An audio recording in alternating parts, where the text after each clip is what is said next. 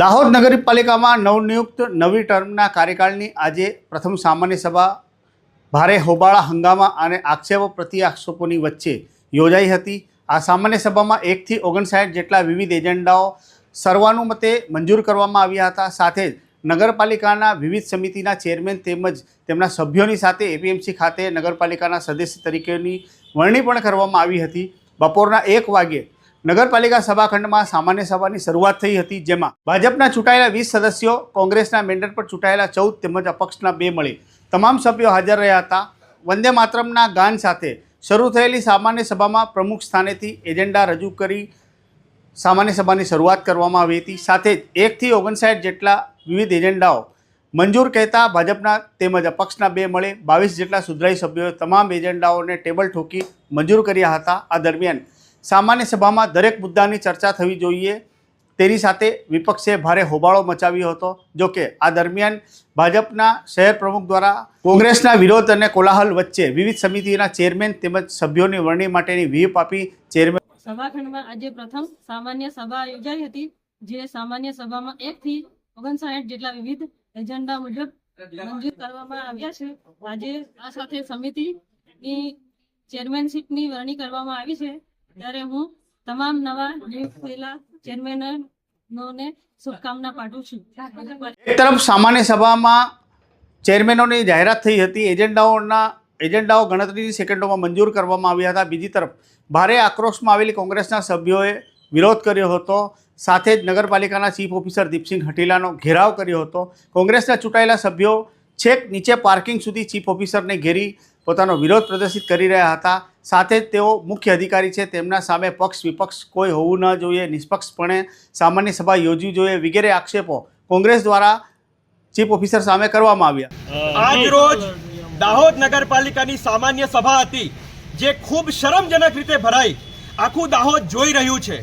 દાહોદના નગરજનોના હિતમાં આ જે ઠરાવ અને એજન્ડા છે એનો કોઈ પણ પ્રશ્નની ચર્ચા કરવામાં નથી આવી। માત્ર ને માત્ર 10 મિનિટમાં ભારતીય જનતા પાર્ટીના જે ચૂંટાઈને આવેલા જે કોર્પોરેટર છે, કાઉન્સિલરો છે, એમની ચેરમેનશીપની વરણી કરવા માટે આ સામાન્ય સભાનું આયોજન કર્યું હતું। આ સરકારશ્રીના નાણાંનો વ્યય છે, માત્ર ચેરમેનશીપની વરણી કરવી હતી અને તમામ એજન્ડાને મંજૂર કરી દેવા તો વોટ્સએપ ગ્રુપમાં મૂકી દેતા। આજે અમે તમામ ચૂંટાઈને આવેલા કાઉન્સિલરશ્રીઓ અમારા વોર્ડમાં દિવસ રાત મહેનત કરીએ છીએ, અને જ્યારે વોર્ડના પ્રશ્નોની ચર્ચા કરવામાં આવે છે, રખડતા ઢોર, રખડતા કૂતરાઓ, આપણી ગાય માતા જે ઇજાગ્રસ્ત અવસ્થામાં હોય છે, ગૌશાળા બાબતના કોઈ મુદ્દાની ચર્ચા ના કરી। ઝાયડસ હોસ્પિટલનો અહેવાલ 1 મહિનામાં 18 બાળકોને કૂતરા કરડી જાય છે, કોઈ પણ બાબતની ચર્ચા સંવેદનહીન આ જે નગરપાલિકાનું ભારતીય જનતાનું બોર્ડ છે એમણે ના કરી, માત્ર 10 મિનિટમાં ટેબલ ઠોકીને તાળી મારીને આ સભાનો અંત આવ્યો છે। દાહોદના લોકો આ વસ્તુ જોઈ રહ્યા છો, અને તમામ ભારતીય જનતા પાર્ટીના આવેલા કાઉન્સિલરો અને ખાસ નગરપાલિકાના ચીફ ઓફિસર અને જે નગરપાલિકાના પ્રમુખ સાહેબ છે, મેડમ પ્રેસિડેન્ટ છે, એમને પ્રશ્ન કરવાનો કે આપની આત્માને આ પ્રશ્ન પૂછજો કે આજ રોજ આ સામાન્ય સભામાં દાહોદના જે લોકો છે, નગરના લોકો છે, એમના હિતના કેટલા કામ કર્યા। વ્રજ શાહ, ઉપનેતા દાહોદ નગરપાલિકા। તમે ચીફ ઓફિસરને પૂછ્યું, એમને શું જવાબ આપ્યો? ચીફ ઓફિસર શ્રી દ્વારા એવું કહેવામાં આવ્યું કે બહુમતી એમની છે એટલે અમે ચર્ચા ના કરીએ। અરે દાહોદના પ્રશ્નો છે, આ પ્રાણ પ્રશ્નો છે, પાણીનો પ્રશ્ન છે, રોડ રસ્તાનો પ્રશ્ન છે, રખડતા ઢોર, રખડતા સાંઢનો પ્રશ્ન છે, આપણી ગાય માતાનો પ્રશ્ન છે, દાહોદના બાળકોને કૂતરા કરડી ખાય એમનો પ્રશ્ન છે। કોઈ પણ પ્રશ્નની ચર્ચા ના કરીએ, એવું કીધું કે બહુમતી છે એટલે અમે ચર્ચા ના કરીએ। જાણે એમને ભારતીય જનતા પાર્ટીનો ખેસ પહેરી દીધો હોય એવી રીતે અહીંથી ભાગી ગયા, પલાયન થઈ ગયા। કોંગ્રેસના સભ્યો દ્વારા વિરોધ અને હોબાળા વચ્ચે આજરોજ યોજાયેલી નગરપાલિકાની સામાન્ય સભામાં ગણતરીના સેકન્ડોમાં એજન્ડા પણ મંજૂર થઈ ગયા અને સાથે વિવિધ સમિતિના ચેરમેનોની પણ વરણી થઈ ગઈ। સામાન્ય સભામાં સંગઠનના હોદ્દેદારો, નગરપાલિકાના કર્મચારીઓ, અધિકારીઓ વગેરે ઉપસ્થિત રહ્યા હતા। વંદે માતરમ આજ રોજ દાહોદ નગરપાલિકાની સામાન્ય સભા યોજાઈ હતી। આ સામાન્ય સભામાં 16 જેટલા સમિતિના ચેરમેનશ્રી અને એમના સભ્યશ્રીઓની વરણી કરવામાં આવી હતી। પ્રદેશ ભારતીય જનતા પાર્ટી સાથે પરામર્શ કર્યા મુજબ જિલ્લા ભારતીય જનતા પાર્ટી દ્વારા જે મેન્ડેટ આપવામાં આવ્યું હતું તે પ્રમાણે 16 ચેરમેનશ્રીઓ તથા સમિતિના સભ્યશ્રીઓની પ્રથમવાર વરણી કરવામાં આવી હતી, તથા એપીએમસીના પ્રતિનિધિ જે નગરપાલિકામાંથી હોય છે એ એક સભ્યની પણ નિમણૂક આજે કરવામાં આવી હતી। તમામ 16 ચેરમેનશ્રી તથા સભ્યશ્રીઓ અને એપીએમસીના સભ્યશ્રીને હું ખૂબ ભારતીય જનતા પાર્ટી વતી પરિવાર વતી ખૂબ અભિનંદન પાઠવું છું અને મને પૂરેપૂરો વિશ્વાસ છે કે આ તમામ ચેરમેનશ્રીઓ ખૂબ જ નિષ્ઠાપૂર્વક તેમનું કાર્ય કરશે.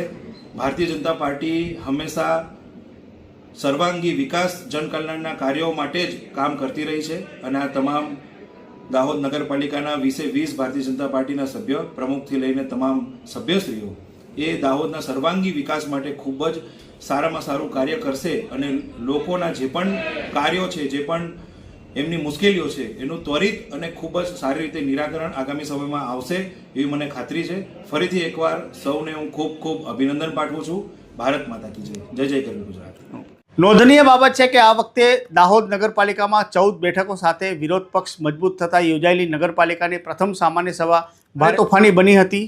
સામાન્ય સભામાં હોબાળા, આક્ષેપ પ્રત્યાક્ષેપ વચ્ચે તમામ એજન્ડાઓ મંજૂર કરવામાં આવ્યા હતા.